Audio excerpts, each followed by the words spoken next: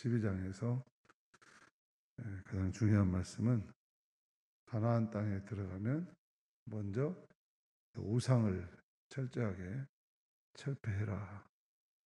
그리고 그 다음에는 개인적으로 산에나 또는 오래된 나무 밑에 가서 제사를 드리지 말고 이스라엘의 모든 백성들이 하나님께서 정하신 거룩한 곳에서 하나님께서 정하신 곳에서 다 같이 모여서 예배를 드려야 한다. 그렇게 말하고 있는 것입니다. 당시 가나안 종교의 특징은 가나안 땅의 토착민들은 가나안 땅의 모든 다산과 풍요, 많은 것들을 생산하게 하고 곡물을 거두게 하고 풍년을 들게 하고 또 짐승들, 가축들을 풍요롭게 성장시켜 주시는 분은 바알 신이라고 생각했어요. 바알의 하나님. 그래서 야의 하나님이 아니라 토착 종교가 있었다는 것이죠. 그들만의. 그래서 바알 신은 주로 산이나 이런 또는 오래된 나무나 그런 밑에 신당을 만들어 놓고 거기서 제사를 지냈어요. 제사도 오늘날 윤리적인 기준으로 보면 매우 타락한 그런 제사를 지냈죠. 그런 종교 미신이 쉽게 말하면 미신이 지배하고 있는 그런 땅이었어요. 그런 땅에 가서 이 하나님의 백성들을 풀어놓으면 그 미신의 영향을 받아가지고 신앙이 왜곡되고 타락한다는 거죠. 그래서 오히려 그것들을 다 없애버려야 돼요. 그걸 다 없애버리고 그리고 그런 곳에는 아예 가까이 가지도 말고 그리고 하나님께서 명령하시고 하나님께서 이름을 두신 그곳에만 가서 예배를 드려라. 철저하게 가나안 종교로부터 이스라엘 백성들을 영적으로 보호하려는 그런 목적이죠. 목적이. 인간이 아무리 의식이 강해도 환경과 여건이 따라주지 않으면 처음에 한두 번은 자기 의지대로 할지 모르지만 시간이 지나다 보면 다 물들게 되어 있습니다. 오늘날 코로나가 또 다시 기승을 부리고 걱정입니다만은 이제 2년 정도 이렇게 온라인상으로 모든 것이 돌아가기 시작했어요. 그래서 음식도 다 배달해서 먹고 뭐 이렇게 이제 식당에 가지 않고 다 온라인상으로 주문도 하고 배달도 하고 그러다 보니까 이게 편해진 거예요. 이게 편해진 거예요. 요즘 제일 잘 되는 기업이 쿠팡이라고 그러잖아요. 이게 이제 편해져서 이제 쇼핑을 가지 않는 거예요. 온라인상으로 눈팅하고 그리고 눈으로 살핀 것을 눈팅이라고 그럽니다. 눈팅하고 그리고 이제 골라가지고 배달해서 자기 집에서 받아보는 거죠. 근데 이제 처음에는 많이 그림하고 받아보는 실물이 다르니까 화면으로 볼 때는 거창하게 조명이 되고 그러니까 보이지만 실질로 바라보면 그런 빛깔이 빠져버리니까 영 다르기도 하고. 근데 이게 이제 그 업체들이 상당히 좀 이제 그런 것도 좀 현실성 있게 하다 보니까 이제는 이제 편해졌어요. 편해져가지고 이제 쇼핑을 가지 않고 온라인몰로 이렇게 하게 된다는 것이죠. 이 세상이 좀 이렇게 골고루 돌아가야 공평히 돌아가야 이렇게 되는데 뭔가 이게 기형적으로 가는 거죠. 그래서 소상공인들이 굉장히 힘들고 자기 가게를 내고 또 점포를 낸 사람들은 굉장히 좀 힘들게 돼 있어요. 이건 이제 정상적인 세상이 아니야. 그러니까 이제 그런 사람들은 돈 많이 그렇게 번 사람들 세금을 받아가지고 그런 사람들을 나눠주겠다 하는 게 먼저 기본 소득이니 뭐 80% 주니 20% 주니 이제 근데 그게 얼마나 뭐 사실 재정을 집행하는 국가에서 보면은 뭐 몇 조, 뭐 몇십 조 된다 하지만 받는 사람 입장에서야 그게 뭐 얼마나 1년에 몇십만 원 주는데 그게 얼마나 도움이 되겠어요. 기분은 좀 그래도 없는 것보다는 낫고 또 아주 절박한 사람들에게 순간은 피할 수 있는 손학비를 피할 수 있는 처마는 되겠지만 그게 근본적으로 그 문제를 해결하는 그런 방법은 아니고 전부 다 임시 방편적인 것들이죠. 세상은 원래 좀 이렇게 공평하게 굴러가고 또 이게 서로가 서로 세상이 기대어 살도록 해야 이게 자연스럽게 굴러가는 건데 지금 그렇지 않는 뭔가 이제 이상하게 지금 돌아가는데 그게 정상인 것처럼 느껴진다. 이게 더 문제예요. 이게 정상인 것처럼 느껴져서 더 편해지려고 한다는 것이죠. 더 편해져. 편해지기 좋은 게 아니라 이게 더 긴 시각에서 보면 공동체가 무너져 가고 있는 이게 상가리가 무너져 가고 있고 결국에는 그런 사람들이 많아지면 결국은 뭐 공권력을 통해서 국가가 책임진다 하지만 그 또한 굉장히 쉬운 일은 아니죠. 인간은 이렇게 환경과 여건의 지배를 굉장히 받게 돼 있어요. 예배도 마찬가지예요. 이제 집에서 요즘은 왜 교회 안 나오셨어요? 그러면 옛날에는 죄송합니다 그랬는데 요즘 뭐라 하냐면 영상으로 예배 드렸는데요. 할 말이 없어. 영상으로 예배 드렸는데 이게 이제 변명할 것도 많아지고 더 이제 편해졌어요. 근데 어떤 원로 목사님이 그 영상으로 어렵게 배워가지고 예배를 드렸는데 이게 도대체 은혜가 안 된다는 거예요.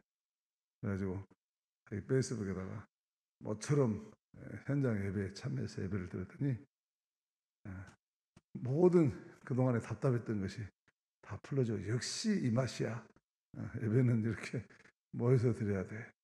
그런 소감을 올린 글도 봤습니다만은 벌써 이렇게 젖어들고 편해지고 그래서 가나안 땅에 들어가는 이스라엘 백성들도 인간의 영적인 상태를 잘 살폈던 이 하나님과 모세는 하나님은 모세를 통해서 인간을 너무 잘 알고 있기 때문에 너희들이 가나안 땅에 들어가서 가나안 종교를 따라가다 보면 너희들이 분명 타락하고 그리고 하나님을 올바로 섬기고 경외할 수가 없게 된다. 그래서 강력하게 가나안 땅의 종교는 다 물리치고 그리고 너희들끼리 모여서 정해진 장소에서 반드시 정해진 장소에서 예배를 드려라. 그렇게 이야기하고 있어요. 당시 가나안 종교 특성이 산이나 이런 오래된 나무가 기운이 있다고 생각했어요. 거기는 영험한 것이 있다고 생각했어요. 그래서 바알의 영이 그런 데는 더 충만하게 있다고 생각했어요. 그래서 오래된 나무 밑에 가면 그 기운을 받는다고 생각하고 또 깊은 산에 들어가면 이런 영적인 그런 체감을 한다고 생각했던 것이죠. 근데 성경은 그 나무의 정기나 신 또는 산의 정기나 산에 있는 신 그런 것들은 있는 것이 아니다. 성경은 세상의 모든 피조물은 하나님이 만드신 것이다.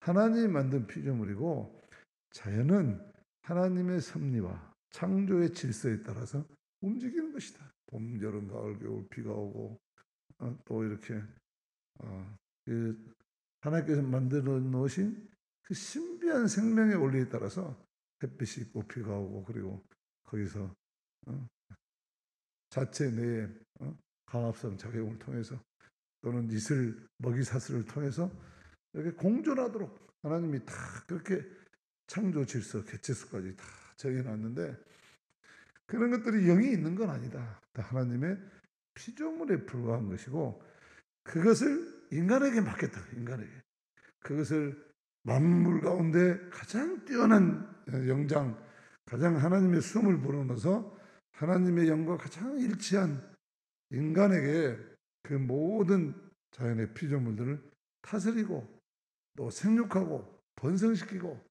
그래서 그들에게 청지기 역할을 하라. 그리고 인간에게 맡겨줬다는 거예요.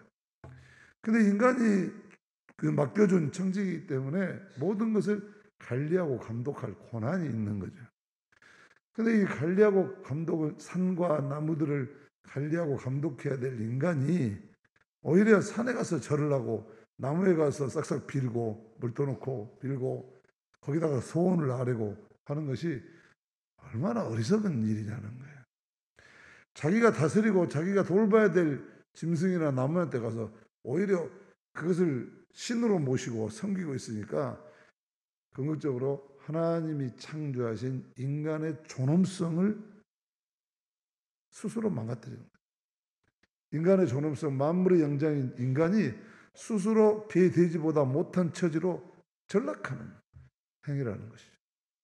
인간은 그렇게 창조하지 않았어요.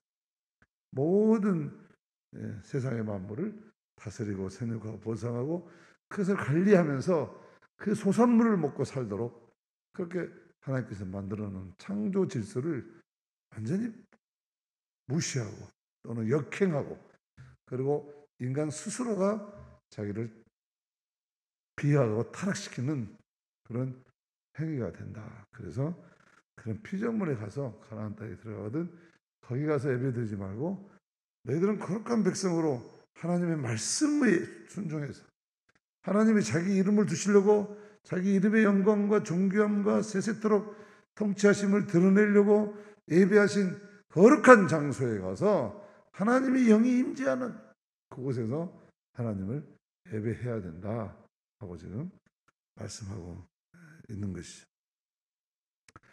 그래서 오늘 4절 5절에서 그렇게 이야기를 합니다. 같이 봅니다. 너희 하나님 여호와께는 너희가 그처럼 행하지 말고 오직 너희 하나님 여호와께서 자기 이름을 두시려고 너희 모든 집파 중에서 택하신 곳에 그곳으로 찾아가서 너희 번제와 너희 제물과 너희 11조와 너희 손의 거제는 이렇게 흔들어서 바치는 거예요.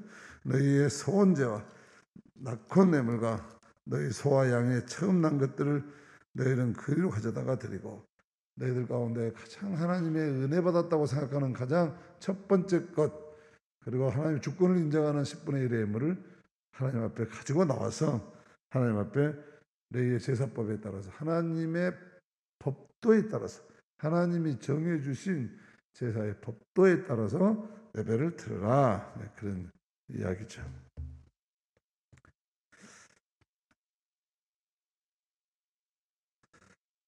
뭐 우리가 다 이것은 요즘 이해하고 있는데 또 조금 따져볼 필요가 있어요.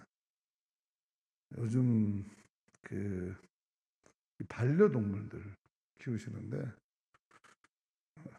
어제 빛골 포럼이라고 우리 강주하고 강주 남로의 목사님들이 모여서 모돌교회에서 그런 세미나가 있었는데 세미나 끝나고 이제 차를 한 잔씩 마시면서 젊은 목사들이 모돌교회 당회실서 이렇게 한 10사람 정도 이렇게 모이고 또 3, 4 모이는데 제 당연히 이제 그렇게 모였는데 뭐가 주제였냐면 요즘 교인들 중에 반려동물들 많이 키운다는 거예요. 유아실이 있는데 유아실처럼 개화실을 만들어놔야 된다. 그래서 얘를 데려와서 예배를 드린 것처럼 개나 고양이를 데려와서 예배를 드릴 수 있는 그런 공간을 만들어 놓으면 30대, 40대 교인들이 부흥을 할 것이다. 그런 얘기. 그 다음에 또 심지어는 이제는 걔도 세례식을 베풀어 주라고 하면 어떻게 하냐. 고양이 장례식을 치러 주라고 하면 어떻게 하냐. 그런 이야기. 그래서 저는 그냥 웃고만 있었는데 참 시대가 이런 시대로 변해요. 반려동물이라는 것은 그거를 키우는 당사자들한테는 어떻게 보면 자기 요즘은 미혼이라고 하면 큰일 난다고 그래요. 미혼이라고 하면 시험 든대. 결혼 안 한 사람들. 그럼 뭐라 해야 되냐? 비혼이라고 그래요. 비혼. 결혼을 하지 않는다는 건 아직 미라는 거는 앞으로 할 사람이라는 거잖아요. 근데 비는 아예 결혼을 하지 않겠다. 비혼이라고 그렇게 이야기하는. 비혼자들이 반려동물을 키우는데 남자든 여자든 이게 이제 자기들한테는 가족이라는 것이. 그렇기 때문에 이 가족이 아프면 목사님 제 강아지가 아픈데 와서 안수기도 해주세요. 이게 가야 되나 말아야 되나. 가서 기도를 하는데 기도하는 내용은 강아지 알아듣게 해야 되는데 그러면 깽깽깽 하고 기도해주잖아. 고양이는 야옹 그러고 기도해줘야 되나. 말귀도 못 알아듣는 고양이하고 걔한테 뭐라고 기도해야 되나. 이런 이야기들을 나눴어요. 그래서 세상이 어떻게 보면 그런 반려동물을 키우는 사람 입장에서는 이해는 되지만 우리의 항상 기준은 성경 말씀이에요. 항상 그냥 반려동물로서 동물을 사랑하고 보호하고 뭐 이런 정도는 되지만 인간이 다스리고 관리하고 돌보라는 것을 갖다가 그런 식으로 섬김의 대상으로 또는 인간의 자리에 놓는 것은 인간 스스로의 존엄을 포기하는 거예요. 포기하는 거예요. 그럼 이제 되게 반려동물 키우다 보면 자기도 모르게 이 선을 분명히 그어야 돼. 선을. 근데 어떤 사람들은 반려동물이 자기보다 더 우선순위야. 그래서 개 주인을 모시고 있어. 주인은 개고 자기는 종이야. 이렇게 되면 뭔가 주의가 전도되고 잘못된 거예요. 오늘 이게 항상 신앙인의 기준은 성경 말씀이야. 성경 말씀은 이런 모든 피조물들은 인간이 관리하고 생각하고 번성시키 그런 책임이 있는 인간이 돌봐야 될 그런 것이지 섬김의 대상이 되서는 안 돼. 우리가 이 기준을 굉장히 잘 생각하면서 이게 자기가 이게 돈도 그렇고 심지어 자녀도 그렇고 그 세상의 어떤 것도 이게 도를 넘어서면 그 경계선을 넘어서면 자기도 모르게 끌려다니면 주객이 전도되는 것이죠. 그런 인생을 살아서는 어리석은 것이다. 그래서 피조물은 어디까지나 이런 피조물들이고 인간도 피조물이지만 만물의 영장으로 하나님께서 이 모든 것들을 관리하고 다스리라고 주신 것이니까 인간이 자기 스스로의 인간성을 상실하는 그런 어리석은 일을 해서는 안 된다 하는 것을 우리 현대사에 조금 더 적용해 볼 수가 있습니다. 그래서 그런 것들을 오늘 신명기는 숭배 대상으로 삼는 것, 토테미즘이라고 그러죠. 동물이나 또는 광물이나 또는 자연의 피조물을 숭배 대상으로 삼는 것은 철저하게 우상을 섬기는 것이라고 금지하고 있다는 것입니다. 그리고 이제 그렇게 금지할 뿐만 아니라 하나님은 아무 데서나 예배 드리지 말라는 거예요. 아무 데서나 예배 드리지 말고 하나님이 정하신 곳에서 드리라는 거예요. 어떤 학생이 나 공부하러 가요. 그래서 부모는 도서관으로 공부하러 간 줄 알았는데 이 친구가 게임방으로 갔어요. 게임방에 가서 게임을 하면서 공부한다고 하면 그것이 고지가 들으십니까? 그게 공부가 되겠습니까? 공부가 되겠어요? 예배를 드리라는데 하나님 앞에 예배 드리는 경건하고 참으로 자기가 하나님과 하나님이 주신 거룩한 장소에서 예배를 드려야지 그런 시장바닥 같은데 그런 막 제약에 물든 땅에 가서 거기 가서 자기 혼자 예배 드린다고 하면 예배 드릴 수는 있겠지만 그게 이론적으로 그게 뭐 어디서나 하나님은 계시니까 드린다고 하지만 현실적으로 그것이 가능하냔 말이야. 가능하냐. 인간은 그렇게 강한 존재가 아니다. 환경과 여건에 영향을 받게 됐기 때문에 언제나 거룩한 장소.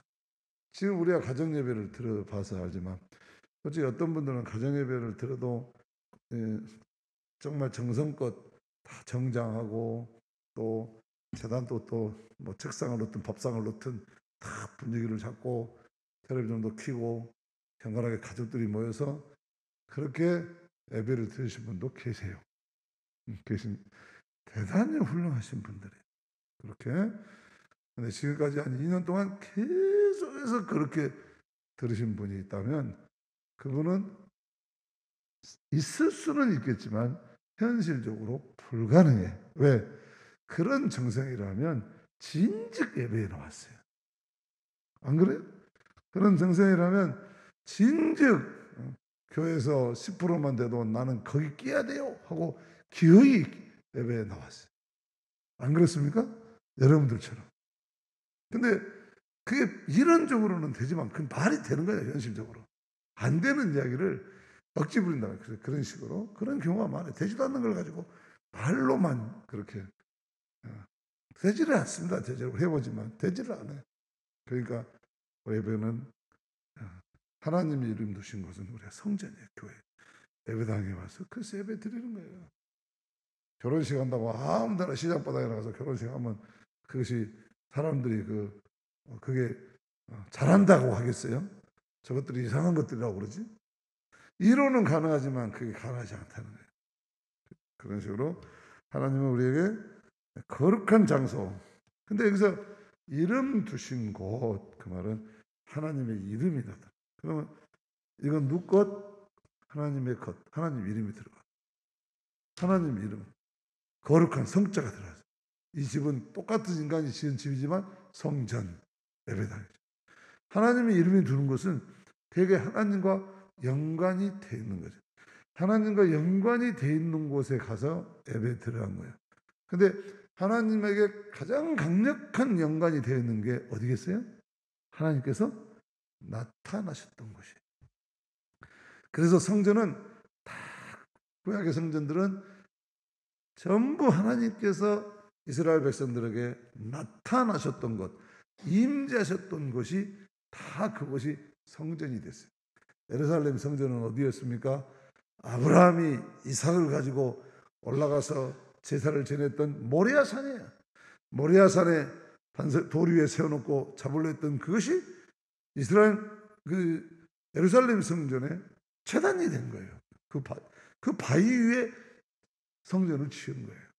그래서 지금은 이제 이슬람한테 뺏겨버려 가지고 성지순례 할 때만 우리가 가서 보는 됐고 이제 이슬람 성전이 됐습니다만 이슬람도 아브라함을 믿는 종교니까 아브라함 하나님을 믿는 종교니까 그래서 그 아브라함 그거를 성지로 지금 삼고 있는 거예요. 그리고 베델 성전은 우리가 알듯이 야곱이 베델에서 돌베개 펴고 자다가 하늘 문이 열리고 하늘 사닥다리가 내려왔던 그곳에 성전이 지어져서 베델 성전이에요. 야곱이 나 이제 다시 베델로 올라가겠다. 하나님을 만났던 장소로 가겠다는 이야기. 이스라엘 백성들에게 계속 우리가 베델로 올라가자. 그것은 하나님을 만났던 첫사랑을 회복하자. 그런 뜻이에요. 그래서 하나님께서 임재하셨던 나타나셨던 곳에 성전이 지어졌어요. 세겜 성전도 마찬가지. 다. 그 다음에 이제 예수님 시대에 와서는 내가 저 성전은 다 허물어라. 내가 사흘 만에 다시 짓겠다. 그랬어요. 왜? 예수님께서 이제 살아계신 하나님으로 나타나신 거예요. 이제는 예수님이 가는 곳이 다 성전이에요. 예수님이 가신 곳이 다 성전이에요. 왜? 예수님께서 사람의 몸을 입고 오셨기 때문에 그 사도 바울이 너희가 예수의 영을 모신 너희가 성전인 것을 알지 못하느냐.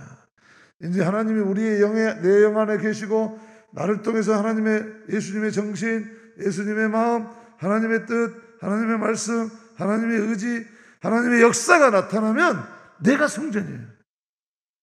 그래서 이 하나님을 모신 사람들이 신앙 고백을 가지고 내 인생의 주인은 내가 아니고 오직 예수님이 나의 삶의 주인이십니다 라고 고백하면 그 모인 사람들이 모인 곳이 교회예요. 우리는 이제 이런 신앙 고백을 가지고 나의 인생과 삶과 생명의 주인은 오직 주님이십니다. 그렇기 때문에 내가 경배하고 찬양하고 섬길 대상은 유일하게 예수 그리스도십니다 라는 고백을 가지고 우리들이 여기 모였어요. 그게 모여가지고 비 오늘같이 비 오는 날 비 맞고 예배 드릴 수 없으니까 천장도 만들고 바람 불지 않도록 벽도 만들고 서서 드리니까 힘드니까 의자도 깔아놓고 우리가 이렇게 건물을 지은 거예요. 그리고 우리는 우리 안에 있는 신앙 고백이 우리가 예배드리는 우리 안에 계신 성령님이 나랑 함께 하신다는 신앙 고백을 가지고 우리가 모여서 더 나은 환경으로 만들어가기 위해서 성전을 짓고 교회를 지은 거예요. 건물을 지은 거예요. 그렇기 때문에 이거는 건물은 우리 신앙의 표현이에요. 주차장도 우리 신앙의 표현이고 성교관도 우리 신앙의 표현이고 여러 가지 우리를 통해서 하나님 일을 하기 위한 도구예요. 정말 중요한 것은 이렇게 표현되어지는 우리 한 사람 한 사람의 내 영 안에 내 안에 계신 주님에 대한 살아계신 하나님에 대한 믿음의 고백이 있어요. 그것이 성전이에요. 예수님께서 너희들이 골방에 들어갈 때는 바로 그 골방이에요. 예수님과 나하고 둘만이 주님과 나하고 둘만이 대화하고 관계하고 교류하는 교제하는 그런 곳이 골방이에요. 우리 집의 다락방이 골방이 아니라 내가 어디 있든지 주님과 나 사이 내가 주님을 향해 마음을 모으는 그것이 골방이에요. 그래서 세상 걱정, 근심 뭐 여러 가지 일들 다 차단하고 내가 예수님 말씀 안에 예수님을 생각하면서 눈을 감고 왜 우리가 눈을 감습니까? 세상 것들 다 셧다운 시켜요. 눈 감는 거예요. 보는 것들 있으면 헷갈리니까 눈 감고 오로지 보좌에 앉으신 주님만을 생각하는 거죠. 그래서 하나님만을 생각하는 것이 그게 골방이죠. 그래서 그곳에 와서 예배드리라. 예수님은 이 말씀을 신령과 진정으로 예배드릴 때가 올 것이다. 신령이 뭐예요? 신령은 성령이에요. 성령. 성령의 인도하심을 받아서 진리는 진리이신 예수 그리스도, 오직 예수 그리스도에게만 예배드리는 곳이다. 그런 시대가 온다. 그래서 십자가와 부활을 통해서 우리를 대속의 제사를 지내주신 예수님의 공로의 은혜를 믿고 우리가 주님께 나와서 주님을 찬양하고 우리가 주님 앞에서 우리의 삶을 돌이켜보고 반성하고 회개하고 다시 주님의 영을 받고 다시 주님의 영인 성령의 생각으로 충만해져서 그 능력으로 세상을 향해 나아갈 때 하나님이 이제는 거꾸로 하나님이 임재하신 곳에 성전이 지어졌다면 이제는 그렇게 하나님을 모시는 곳에 하나님께서 나타나실 줄로 믿습니다. 그런 거예요. 그러니까 예배는 혼자 드리는 게 아니에요. 그렇기 때문에 우리는 모이기를 힘써야 돼요. 모이기를 힘써요. 우리 그런 예화 많이 들었죠. 모닥불을 피우는데 나무를 하나씩 빼면 나무 하나 남으면 금방 꺼져버려요. 근데 그 나무를 하나씩 해서 나무 여러 개 나무 합쳐지면 그 모닥불의 화력이 굉장히 하나인 화력보다도 훨씬 더 많은 화력을 발휘하는 것이죠. 자기 혼자 뭐 어디 기도원에 가서 산에 가서 골방에 가서 예배드린다? 거기는 화력이 되질 않아요. 성령이 같이 모인 곳에 임재하신 성령 임재의 뜨거운 역사가 없는 거예요. 서로 고백하는 사람들이 모여서 그래서 모이기 힘쓰는 거예요. 서로 모여서 서로 이 성령의 기운을 나누는 것이죠. 함께 찬양하고 함께 기도하고 이미 함께 예배 드릴 때 혼자 있으면 사탄이 엄청나게 개입하거든요. 그래서 혼자 하면 되질 않아. 그렇기 때문에 언제나 초대교회부터 교회는 모인 공동체, 에클레시라는 말은 하나님의 부름을 받고 맨 바실리아, 왕국이란 말이야. 공동체. 그러니까 교회는 근본적으로 하나님의 부름을 받은 백성들이 모여서 예배하는 공동체요, 선교하는 공동체요, 또 봉사하는 공동체예요. 그래서 혼자 하면 안 돼. 절대. 그래서 혼자 할 수 없는 것이 결혼생활과 어렸을 때 그러네. 결혼생활과 신앙생활은 절대 혼자 할 수 없다고 그랬어요. 결혼생활 혼자 할 수 있어요? 독신이지 그게 결혼이에요? 혼자 할 수 없어요. 마찬가지로 신앙생활도 그와 같은 것이다. 같이 하는 것이다. 그렇게 해야지. 그래서 하나님이 나타나는 곳에 교회가 세워졌는데 신약시대의 교회도 다 그런 곳에 세워졌어요. 우리가 2023년에 이제 성지순례 가기로 해서 정확하게 말하면 성지보다는 성경 지리죠.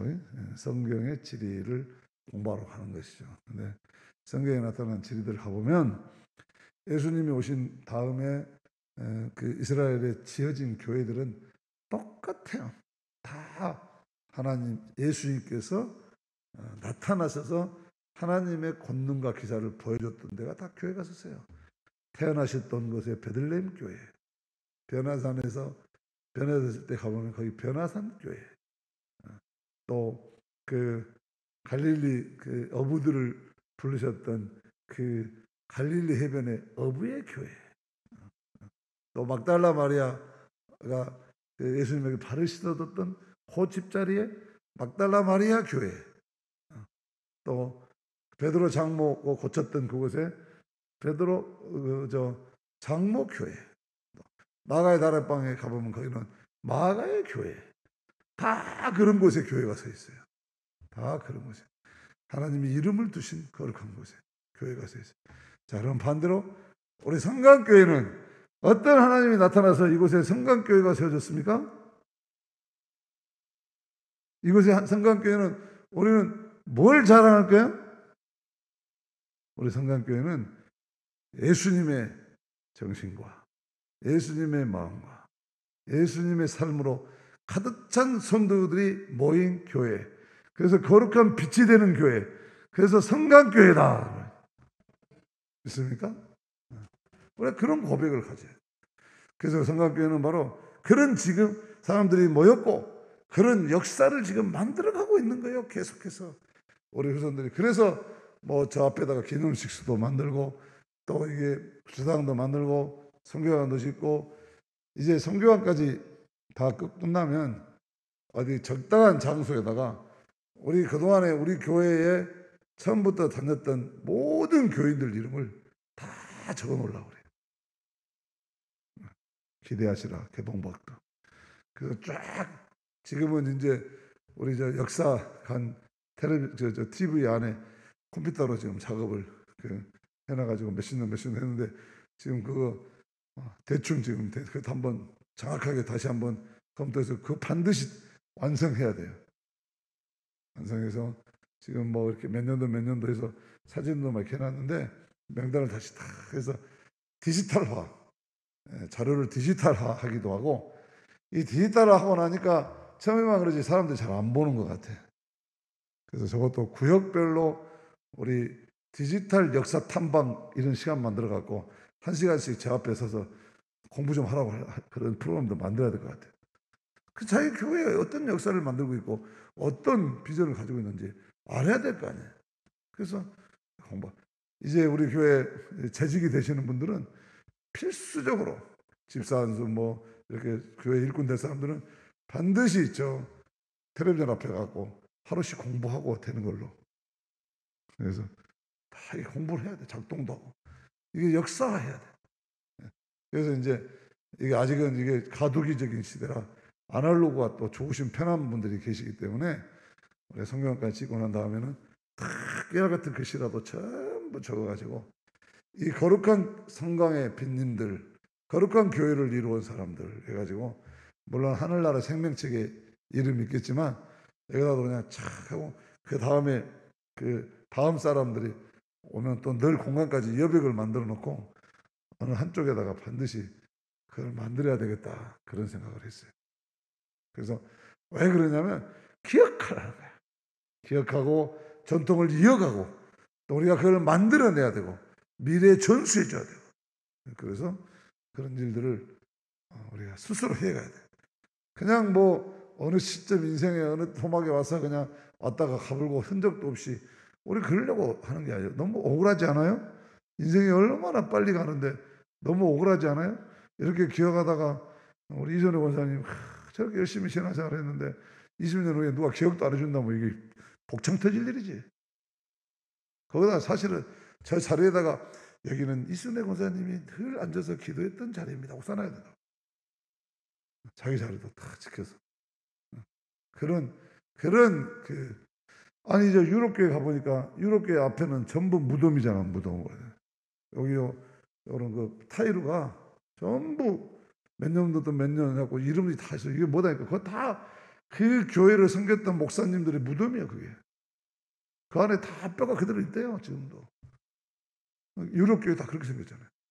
그리고 교회당 밖에는 그 교회에 섬겼던 사람들의 무덤이잖아요. 그리고 지하실에는 또 어떤 교회는 지하실도 파놨어. 그 지하실에는 그 교회에 그래도 뭔가 그 신앙생활하면서 업적을 남겼던 사람들은 다 그 지하실에다가 다 모셨어. 그 교회가 완전히 그냥 이 무덤이에요. 무덤. 낙골당이에요. 낙골당. 이쁘게 해놨지만은 유럽교회 가면 다 그렇게 생겼잖아요. 굉장히 저는 의미가 있다고 생각해요. 그리고 그 성금요일 날은 그들과 함께 부활의 예배를 드리잖아요. 예수님께서도 죽음의 골짜기까지 내려가셔가지고 그들의 영혼을 건지셨다. 이 말씀에 의지해서 그 성금 예배 때는 그 가족들이 와서 우리 초대 예배 드리시 온 교회가 그런 예배를 성금 예배를 드리잖아요. 부활을 희망하면서.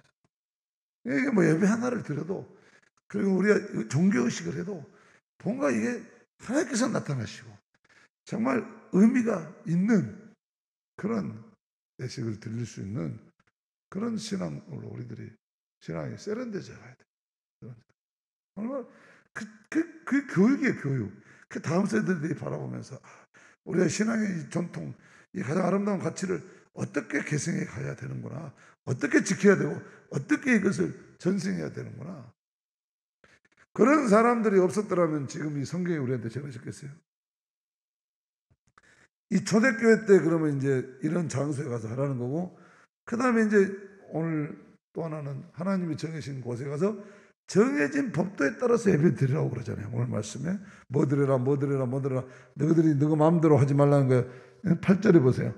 우리가 오늘 여기에서는 각기 소견대로 하였거니와 너희가 거기에서는 그렇게 하지 말지어다.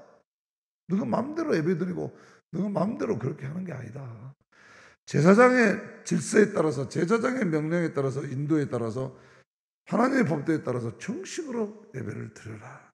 그래서 제사법을 레위법변에 다 정해놨잖아요. 물두동부터 시작해가지고 떡상 들어오면 손 씻고 들어와서 번제 드리고 촛불 켜고 떡서 진설병하고 제사장이 번제 사 잡아서 불 태우고 피는 제단에 뿌리고 그 다음에 지성소에 혼자 들어가서 성도들에서 중보하고 이런 다 순서를 정해놨잖아요. 순서를. 근데 신약시대에 와서 이제 이런 짐승 제사가 아니라 이제 성령의 임재하는 예배로 바뀌었단 말이죠. 그래서 초대교회가 어떻게 예배를 드렸을까? 예배는 개인적인 생각에 따라서 자기가 드리고 싶은 대로 아무렇게나 드리라고 허락하지 않았다.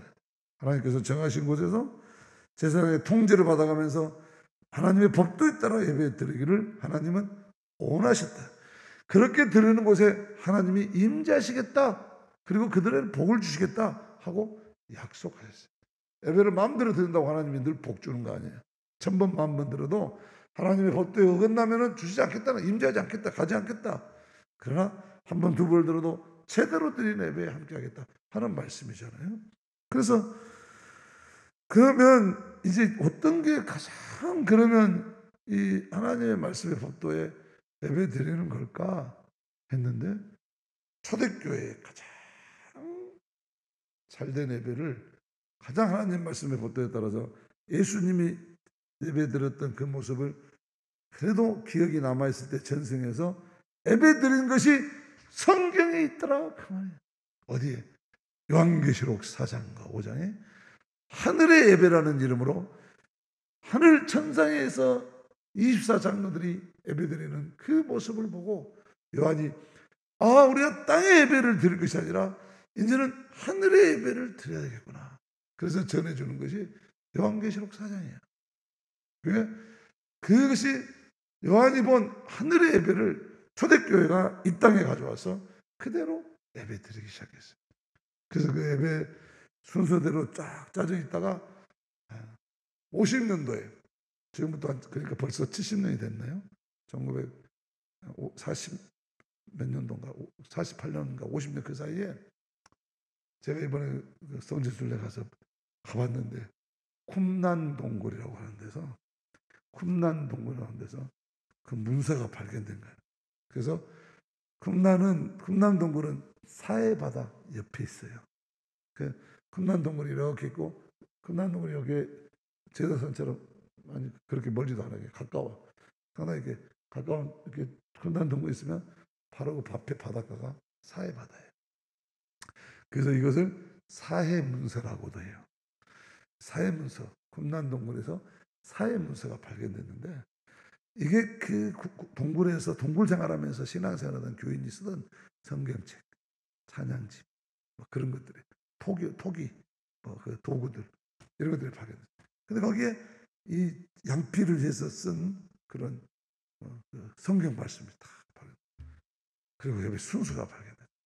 그래서 이 초대교회 요한계시록의 예배가 바로 초대교회 하늘의 예배를 초대교회가 가장 이것에 본받는 예배를 드리려고 했구나 하는 것이 그 밝혀졌죠.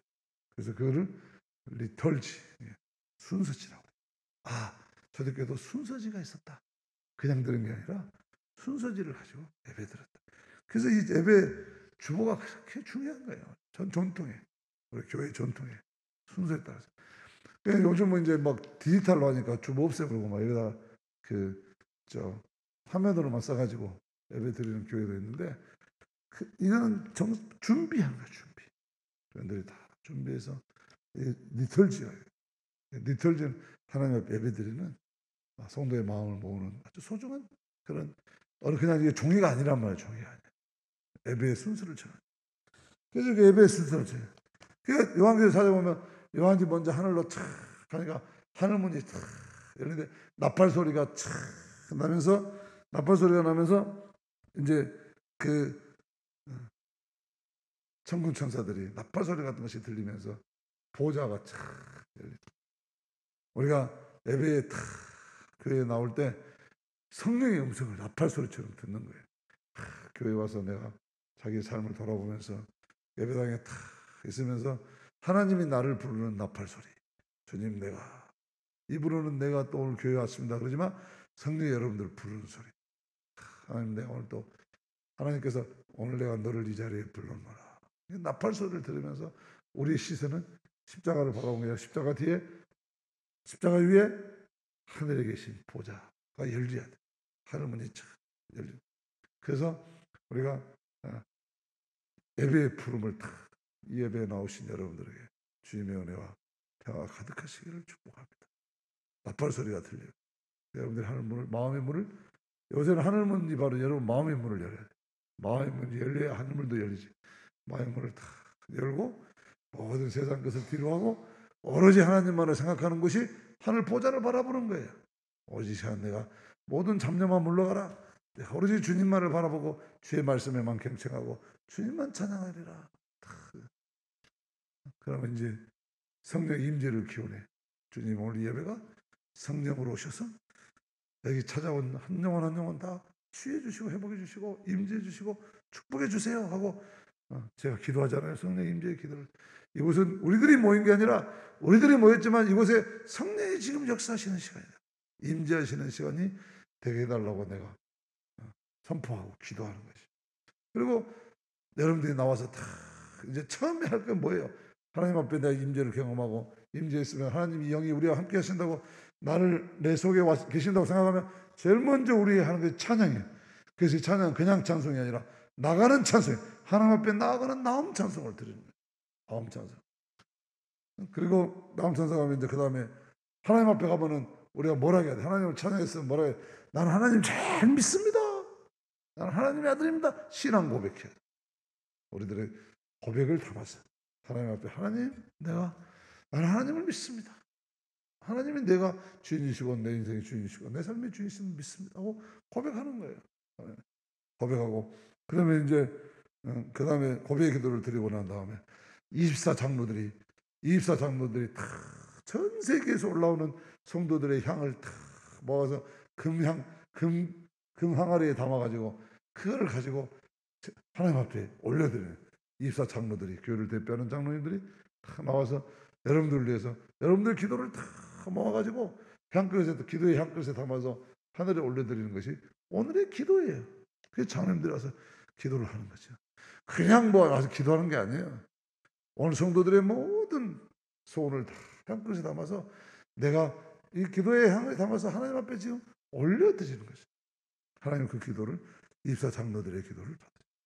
그리고는 그때 뭐라고 하냐면 그 그룹들이 이 제단을 지키는 그룹들이 찬송하리더라 찬송하리더라 영광과 존귀와 권능과 생명이 영원히 세세토록 주께 있을지어다 하고 선포하는 것이죠. 그냥 두루마기를 가져와서 천사가 두루마기를 가져와서 그거를 펼쳐서 그 시대에 맞는 하나님의 음성을 들려주셨더라. 그래서 성경 봉독하고 이 두루마기인 성경을 펴서 오늘 이 시간 오늘 이 시대에 우리에게 주시는 하나님의 말씀을 우리가 다시 듣고 그 말씀 속에 주의 음성을 듣는 시간을 갖고 그리고 그 다음에 온갖 세상의 중귀한 것들로 하나님의 번제의 예물을 드립니다. 하나님 내 삶에서 베풀어 주신 은혜에 감사해서 나 이렇게 예물을 드립니다. 예물을 드리고 그리고 마지막에 영광과 찬양과 권세가 영원토록 주께 있을지어다 축도하고 끝나는 것이죠. 이게 그냥 만든 게 아니라면 인간들이 그냥 만든 게 아니에요. 하나님께서 요한을 하늘에 올려보내가지고 하늘의 예배를 보게 하셨어요. 그리고 하나님께서 법도를 정해놓고 하나님께서 영광 받으신 예배를 이렇게 드려라. 땅의 예배는 그런 게 아니야. 땅의 예배는 바알 예배야. 그냥 가서 지저분한 일하고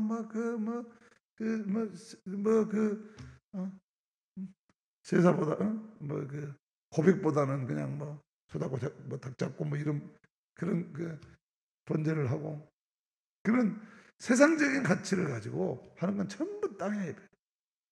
풍성하게 만들어 놓고 자기들이 인간의 욕망을 극대시키기 위한 그런 제사는 안 받으시나요? 안 받으시나요? 오로지 하늘에 계신 보좌에 앉으신 보좌에 앉았다는 세상을 통치하십니다. 세상을 통치하시는 하나님 앞에 나와서 하늘의 거룩한 예배를 드려라. 그렇게 이야기하고 있는 것이죠. 오늘 신명기 12장은 구약시대에 가나안 땅에 들어가서 예배와 예배를 드리는 모든 질서에 대해서 말씀을 정해진 곳에서 정해진 법도에 따라서 그리고 아무데나 가지 말고 하나님 말씀에 따라서 이스라엘 백성들이 모여서 그렇게 예배를 드려야 된다.